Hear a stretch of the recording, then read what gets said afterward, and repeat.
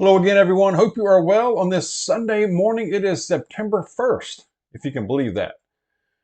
But to cover several big things in this video, I'm going to address the Aurora, Colorado gang thing again. Also, Miss Dawg and I went out and did a lot of stocking up on preps yesterday, and I'm going to go a little more into that, some of our observations, okay, and some tips. Also going to address I had a question on from a couple of videos ago asking about preparing if you have acreage, if you have a property that's more than just a postage stamp, a small little lot or something like that. Okay, and I'll talk a little bit about that as well. I believe also that we are maybe not in every part of the country, but we are without rule of law. We are WROL. We are on our own. I'll go a little more into that. I have a terrific passage I'm going to share with you. It is very powerful, so stay tuned for that. First, real quick, I've had several comments over the last couple of days saying, well, Dawg, you're not addressing the Aurora, Colorado gang thing going on over there. Yes, I have. I did about 2 or 3 videos ago when the story first started coming out. I did a video on that. I believe it was gangs taking over. It was titled "Gangs Taking Over Suburbs." So feel free to go back and watch that one too. But I mean, I didn't do the whole video on that, but a good portion of it was. So, but I'm gonna go into that a little bit more. I think and what it means, and what we need to prepare for here in a moment, a couple of minutes here. Uh, also, yesterday we went out and we just made a decision to go ahead and stock up on some things, fill some holes in our preps that we knew were there. We did a lot of rotating of preps and just seeing what we have, kind of a bit of an inventory, the dates and things like that on what we have, water, just what we see that we're going to need. And if things break loose, or we know what's coming. We don't know exactly what's coming, but we know with the events coming up in the next couple of months, or earlier, we don't want and you don't want to be in a situation where you need to get out in this mess and go to the store because you just don't want to be in it. It's concerning enough getting out there nowadays where you're gonna have to be so hyper aware of everything. Uh, we just want to be as prepared as we can. Some of the we went to no we went to 2 large chain stores, and one of them was Walmart. I will tell you, one was Walmart. More on that in a minute. But some of the things we stocked up on, Keystone meats, the canned meat. Definitely, if you don't have a stock of that, if you desire to stock up on canned things, canned items, they're a good prep too. Canned meat is a good one. We were able to get some of that. Winter preps, makings for meals, food for fall, winter. Your pasta dishes. Your casserole, your whatever you like. So we stocked up on the ingredients and makings for that. Okay. Uh, Coffee, honey, medical, your clothing, protein. That's meat that's canned meat you can store it pretty easily. A raw regular meat, if you got a freezer or a way of preserving that, however you want to do that. Protein peanut butter. Uh, I do a lot of protein bars during the week, during the day. Being out and about. They're good to have in your vehicle as well. Clothing, for the winter, for fall, winter. Depending on where you live, it might even be even more important. I mean, we're in Georgia, so we don't typically have super cold winters here, of course. Um, Food preservation, be thinking about that as well. One of the stores we went to, oops, Ella just left. Um, one of the stores we went to was a Walmart, and I don't know what it is about that, and I know it's a different kind of place. I mean, your awareness has to be on another level in there, and I think that's part of the drain. The drain. It's like an energy drain being in there. I mean, we weren't in there a long time. I mean, we stocked up on some things. We don't go there all the time, but there were some things that we like to get just from there that they only have. So we decided to stock up on some other little prep items. A couple of things, a few observations. They're not necessarily the cheapest. They're not the cheapest store around. No doubt about it. I mean, we don't have a Costco or one of those big warehouse stores near us. So, but they're not the cheapest, even among other chain stores. You know, we go to several of them, several different stores to try to get the good deals. And, you know, Ms. Dawg even said, you know, you can go to 3 to 5 different stores trying to get the good deals. And any way you slice it, you're still going to pay about the same amount of money. At least that's what it seems like, you know. It's like we look at the receipts and it's like, well, dang, I mean, we spent just about as much as we would anyway here lately or more because prices keep going up, of course. But Walmart observations, there's a vibe. There's a vibe in there. I don't know. It's like a drain. It's like and maybe part of it is because you're using a lot of energy, not only to shop and know what you're find what you're looking for, but keep aware of of your surroundings and what's going on around you. Maybe that's part of it. But I feel like I've run a marathon when I get out of there. It's like, dang, I need a fast break peanut butter cup or something and a Coke just to kind of, or coffee or something to regenerate me or something. It's a different feel from if I spend, I don't know, 30 minutes to an hour in a Kroger or wherever, you know, or Aldi, any of those. It doesn't, it's a different feel. It's a different feel. I can't really rightly explain it in detail. Some other observations. People need to, you know, people need to put on some more clothes. They need to put on some more clothes. Okay, cover your body. Cover your body. I don't need to see all that. I don't need to see all that when you reach for something. Don't not, you know, you can't unsee some things. Now we did run into some nice people, you know, of course, you know. I know one older lady, bless her. I mean, she looked like she needed some help, but uh, she was talking to Miss Dawg about you know how much higher the prices are on.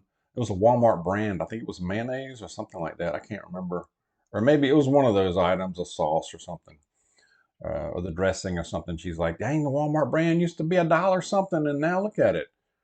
Right? Yeah, I mean, it's been like that for a while, but she was nice. She was nice about it. And I will say at both places we went to, the employees that check you out at the end, you know, and doing the bagging, all they were nice.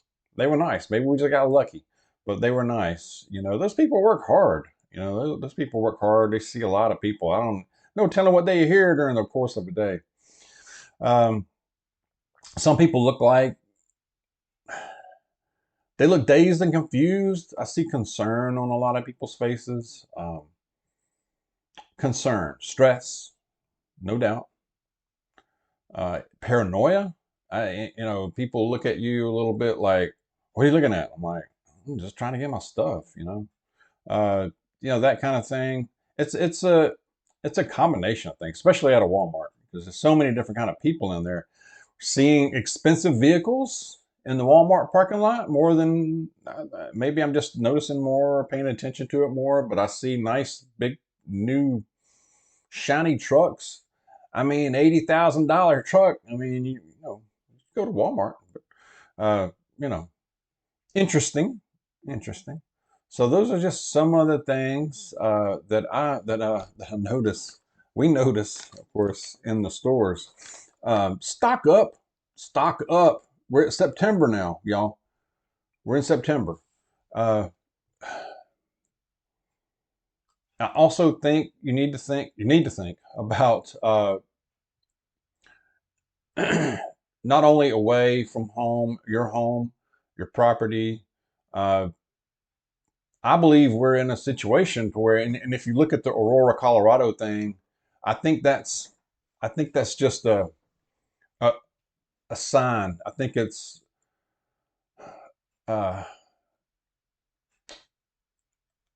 I think it's, coming to a lot of places. I really do, are already there. A sign of the times that the government, whether it's federal, state, local, they're not coming to save you. They're not. I hear from a lot of you from different parts of the country about but long response times for police and medical. So that's concerning, and not just in the big cities. And this is mostly what I hear from some of y'all that have emailed me from places that are rural or even suburbs, where you would expect a little bit better response time. And it's not just one state, not one, it's all over the place. It's everywhere. It's like Dawg. I mean, it took 30 minutes to see anybody, or longer to see a cop. You're on your own. The problem is, especially when you look at an Aurora, Colorado thing, it's like, oh, we're going to take care of this. And I think it's going to come down to people, the communities, taking care of their community. That's what we're going to have to do. My worry there is that when the cops do come, they're going to put you in jail instead of the the bad guys. That's been a trend. That's a problem.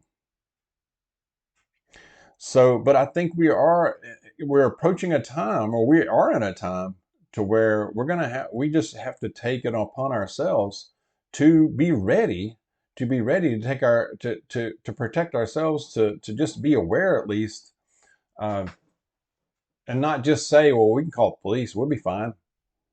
No, you're not. That's the reality. The reality is no.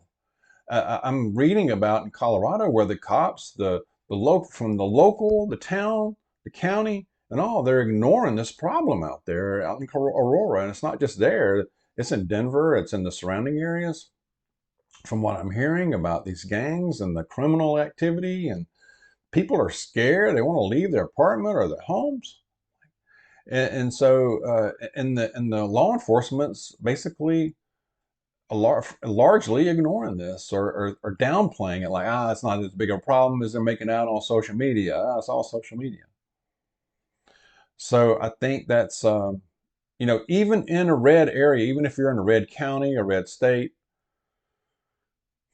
not guaranteed to have that help. I'm convinced that there was a time when I felt a lot more secure. Even here where we are, where I am, I felt, wow, man, we're good now. No, I don't think so. I don't have that trust that I used to. I think for good reason. We have to be ready ourselves. We really do. We have to be able to get in a position where we can respond. I think that the long response times is a big deal. I think no matter what level of government, federal, state, local, I think we also need to think about. Now, I had a comment about our request to talk about acreage. If you have property, acreage. I think that now, even here on our property, we don't have that much. I mean, our neighborhood has pretty large lots for most neighborhoods. Some can be up to close to an acre. We don't even have quite an acre here. It looks like on video, it looks like there's more of it, but because there's a good little piece of it that's kind of wooded. And so I cannot see, when I'm looking out in my backyard right now, I cannot see everything because of the brush and the woods and all that, but we like that. The thing about that is, I don't know, somebody could be at the back gate back there walking in or trying to get in, and I cannot see them right now unless I have a camera, unless I actually walk the area. I walk the area every day, but we're not here 24/7. So if you have, and that's just this is small compared to what a lot of you may have. If you have acres of property, just some things that I was thinking off the top of my head: walk or drive the property daily, if not weekly, daily, maybe even more than that, depending on where you are. If you're having issues out there where you're located, drive or walk the perimeter. Often look for signs of people coming in there, fencing, gates, reinforce it somehow if you can. If you can electrify it, that's something some people do. That's up to you, of course. You need to have a lot of signage, warnings. If you do that, I would, even if you don't have electric fences, I would have signs, warnings, no trespassing, have plenty of that out there. Beware of the dog, everything you can think of as well. That could be a deterrent. It's not always one though. I know if you have large dogs, that could be a help. That kind of patrol, they can give you warning of things that are coming in here. If you have like a four-wheeler or something you can ride around on and get to something pretty quickly, have protection with you, have protection on you. Alliance with neighbors, get to know your neighbors, kind of look out for each other. That's really big. That's helpful. Here we have pretty good neighbors. We have a lot of eyes on the situation, everything out here pretty much. So, and even like I said before, like even though I don't have a lot of land, I still I still walk around pretty often the perimeter just to see what's going on, just to see if there's anything happening. Um, Cameras, trail cameras are great as well. Something you can monitor. Uh, be clear about your property lines. That's a big one too. Be clear about that. I know even here in this neighborhood, we have pretty large lots, like I said, but uh, until we had a proper survey done, our property lines were not what we thought they were. Now, it wasn't a drastic difference, but it was more of a difference than we ever imagined. Luckily, on the side that it happened, our neighbors are very nice, understanding, no problem. But and it surprised them too. We're not the only ones. There are other people in this neighborhood that's had surveys done, have fencing and all that kind of stuff done, and it surprised them that their property lines are not what they thought they were. So check that out. That's an issue. It can be an issue. So anyway, here it looks like people are dug in. I think a few years ago we had a lot of turnover in the neighborhood, but especially the last 3, 4 years, not much movement. People are like, you can't move anyway. You know, for the most part, I mean, we're staying put. It's better to stay put. And we're just digging in. A lot of people put fencing in, gates, just really tightening up. And, that I think that's probably the thing to do for most people, depending on your situation. So I hope that's helpful. But I think the big theme though is we truly are on our own. I think a lot of us kind of realize that. I think a lot of people who aren't paying attention don't realize that. They just figure the cops can be there in a snap of in a moment's notice. So let's keep stocking up though. Let's keep preparing. Passage is Psalm. From Psalm, this is, what was this? Chapter 144. No, yeah. Chapter 144, first couple of verses. Praise be to the Lord my rock, who trains my hands for war, my fingers for battle. He is my loving God and my fortress, my stronghold and my deliverer, my shield in whom I take refuge. I think we need to be the light. I think we need to extend grace. I think we need to be wise about that. I think we need to be kind, but we have to be ready and we have to be prepared to defend ourselves. We have an inalienable, I'm saying that right, inalienable right to defend ourselves, but we have to be ready for it. We do. Let's work on that. Stay close to Jesus. Let's stay in the Word. And let's be careful. Be aware out there. God bless you. I'll see you soon.